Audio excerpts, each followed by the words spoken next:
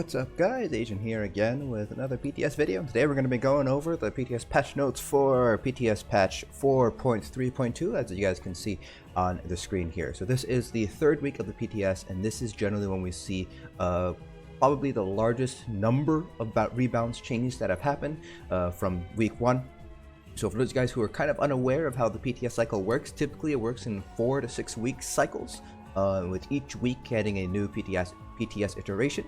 So week 1 is the first release of the PTS, so everything new with that's upcoming is released on that week 1. Week 2 generally does not have any sort of balance changes. It's typically just really quick bug fixes or things that they were working on but were not able to put in to the first week of the PTS cycle.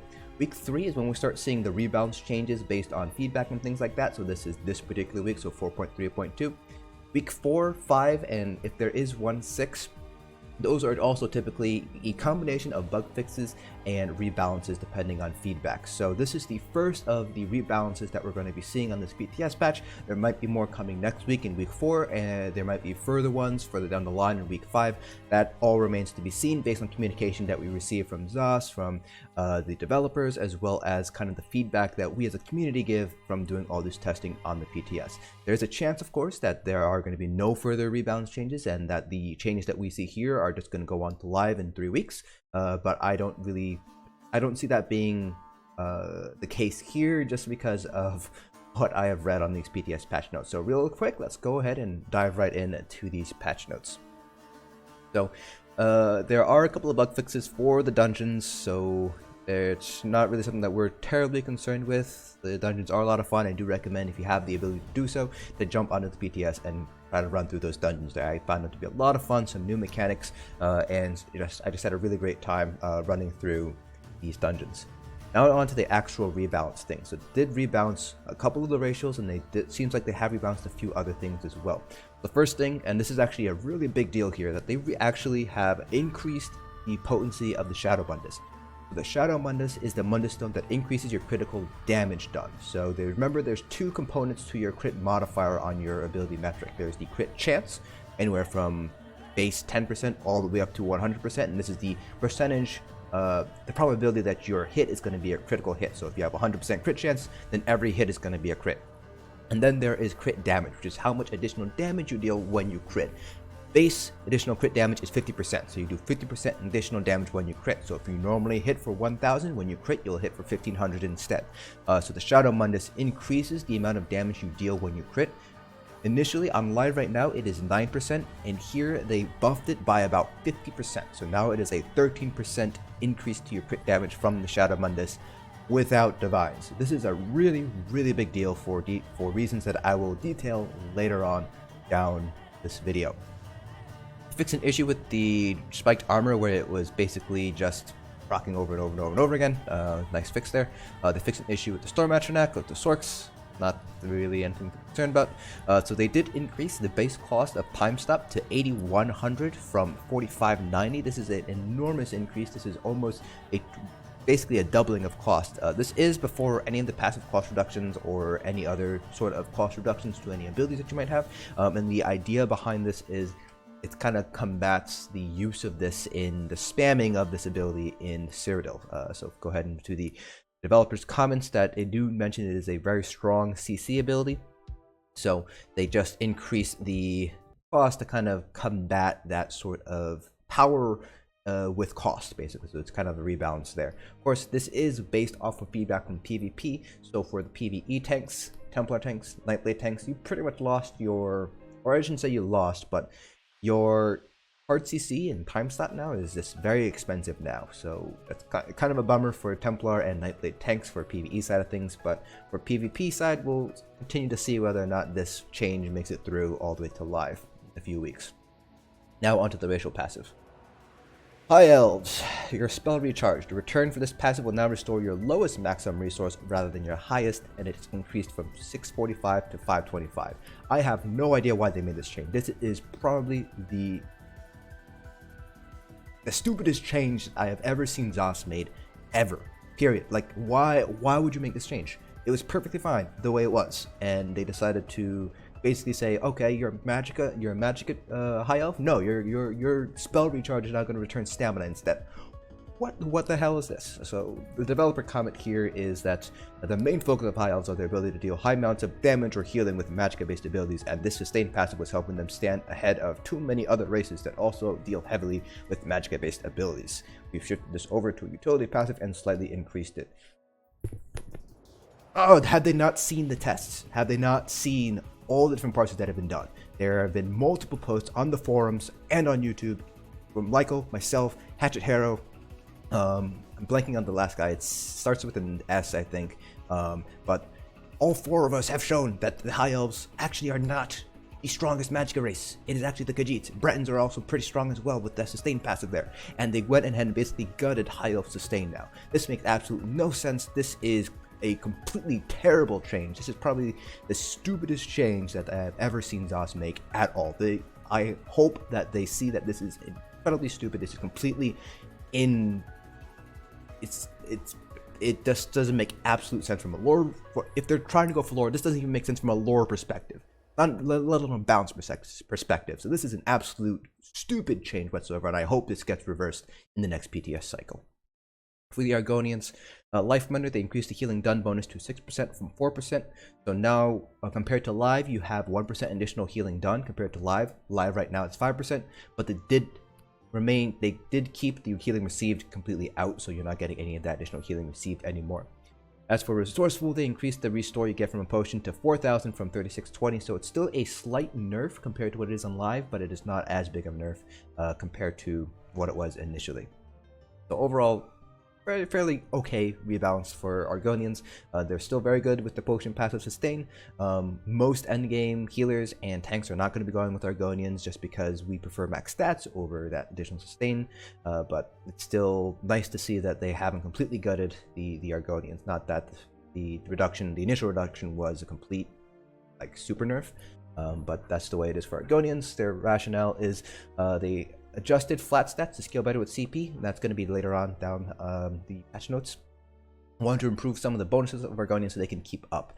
Targeted healing done bonus to help make it feel more impactful for their identity as strong healers, and the resourceful passive to help highlight their ability to stay in the fray. For the Wood Elves, they reduced the movement speed bonus granted to 10%, down from 20% from the Hunter's Eye passive, and they added a bonus to physical and spell penetration of 1500 for the duration. So basically what it is when you, I believe it's when you dodge roll, you increase your movement speed as a high elf. Initially it was 20% from the change, now it's down to 10%, but you do get 1500 additional penetration. So pretty nice. I think it's a fair balance. Movement speed is a little bit of an issue in PvP from what I understand. So I don't really see an issue with this from a PvP or PvE balance perspective, because in PvE you're not going to be dodge rolling just to get that additional penetration. For the Breton spell attunement, the spell resistance granted by this effect will now be doubled if you are afflicted with burning, chilled, or concussed. This is actually a fairly big change here. So the spell resistance, I believe right now is 2900, somewhere around there, like 20, somewhere between 25 and 3000. So you're basically getting an additional, or it would be about 4 to 5% additional resistances while you have burning, chilled, or concussed, which is actually a pretty big deal.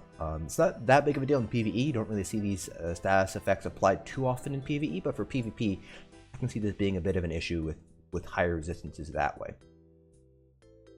Dark Elves, they increased the max magicka and stamina to 1875 from 1250, and they removed the max health bonus from the Resist Flame passive. So they said that the adjustments to Dark Elves deviated a little too far from the original implementation, and we noticed that we can still highlight the race's identity of duality in Blade and Magic without their max health.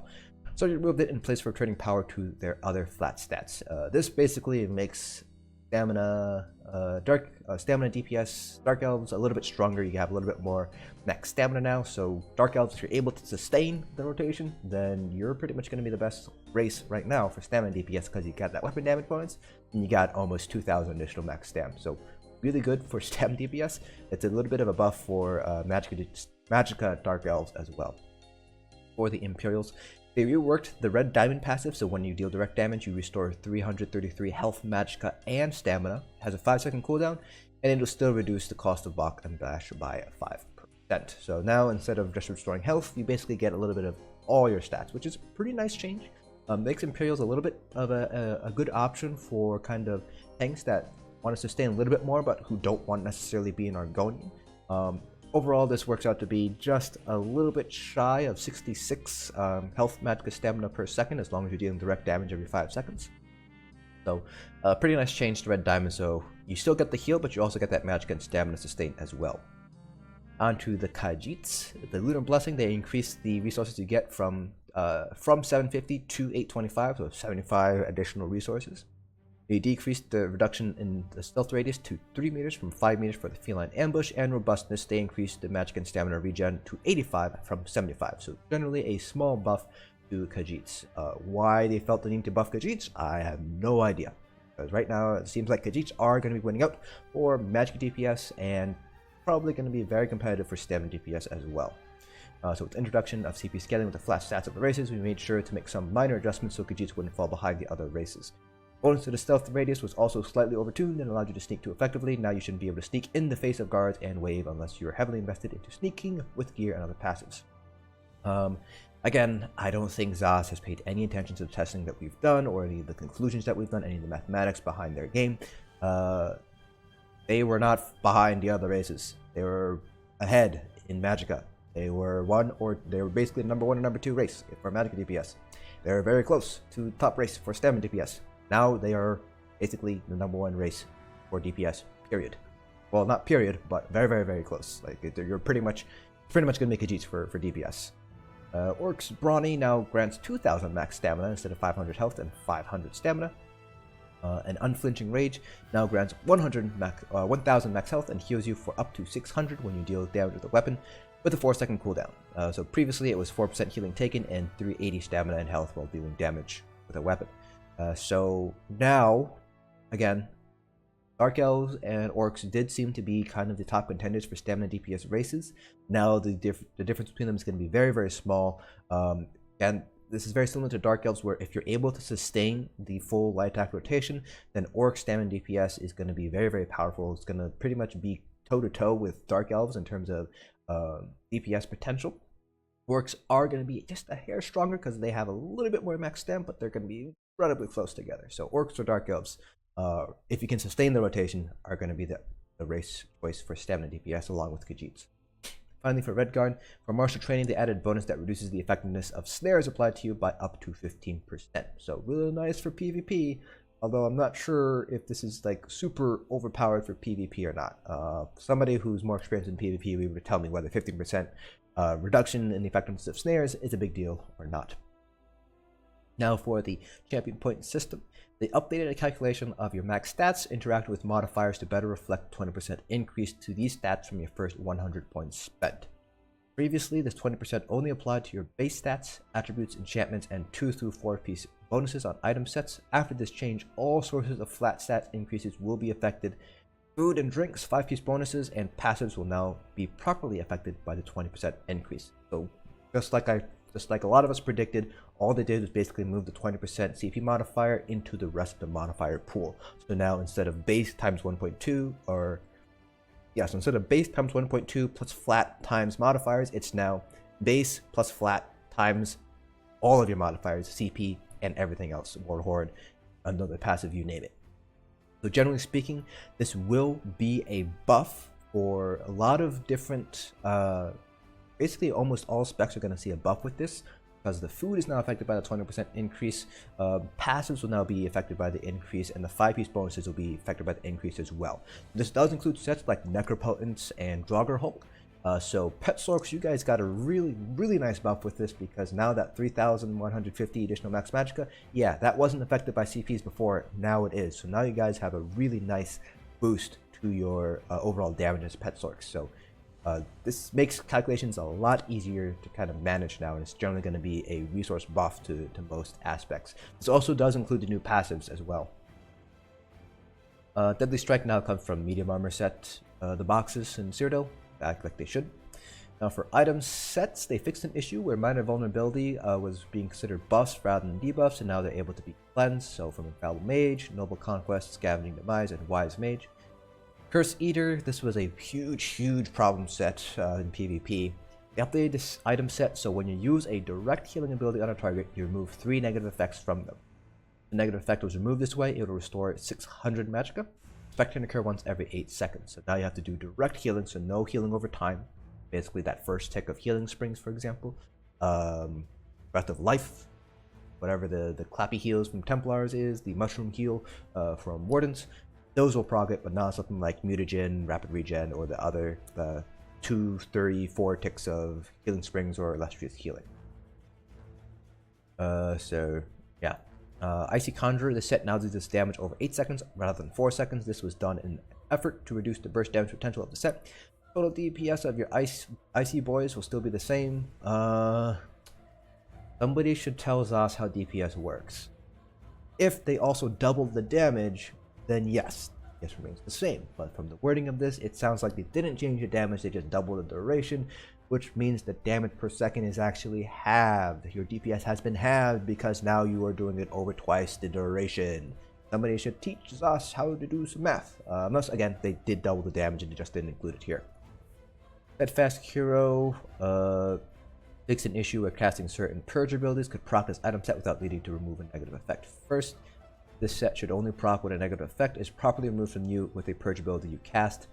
Symphony of Blades fixed an issue with its proccing on pets. And Sogman's Warband now generates a stack whenever you deal any critical damage rather than only critical, light, or heavy attack damage. This just makes this set more manageable to keep up.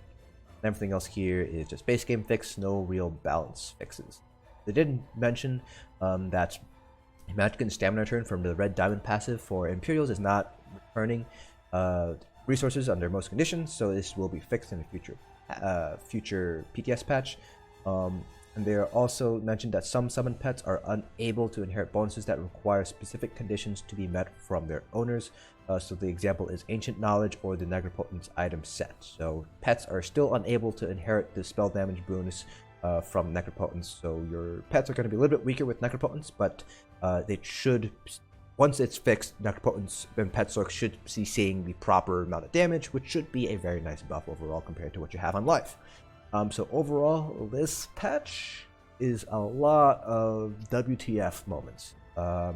From the Icy Conjurer dealing damage, at least from the way it's worded, the same amount of damage over 8 seconds with total DPS staying the same. Again, it kind of indicates either they double the damage or they have no idea what DPS stands for. The whole Khajiits being buffed and their rationale being that the Khajiits are falling behind the other races, all the way up to the High Elves restoring the lowest max resources rather than the highest with their spell recharge passive. There's a lot of WTF things here, and I, for one, am not exactly pleased. I won't say I'm not exactly. I won't say I'm not pleased, but I'm scratching my head. There's a lot of things here that just don't make any sense, and kind of indicate to me that ZOS has not actually been paying attention to actual feedback. They're saying that High Elves were ahead of other races, but they completely failed to see that Khajiits were actually ahead of other races, for at least for Magicka DPS. And then they buffed the where is it? They buffed the Shadow Mundus, which is a direct buff to Khajiits because Khajiits get additional crit chance. So basically, if you're gonna DPS, you wanna be a Khajiit. You want to run the Shadow Mundus. It's basically like they're basically saying, okay, Khajiits are going to be the DPS class. Done. We're done. So a lot of WTF moments here. I will have to go in and test things out. Building metric calculator. I will not be updating it currently until all the changes have been pushed to live. So right now, I will update the values, and I'll see if I can update the way that the CP calculations are all put into place. And I might have like a toggle for that somewhere. But for right now, I'm not planning on changing my ability metric calculator. I will be posting on the communities tab when I do update it for Wrathstone, assuming that these changes are final. So just be on the lookout for that. Again, that'll be on the communities tab of my YouTube channel. So that is it for this kind of PTS patch notes recap. Please let me know down in the comment section below what you think of this. I, for one, like I said, am scratching my head and kind of doubting ZOS's ability to take feedback at like a high level now. So yeah, that's it for this video. Hopefully you guys found this informative, and I'll see you guys in the next dungeon.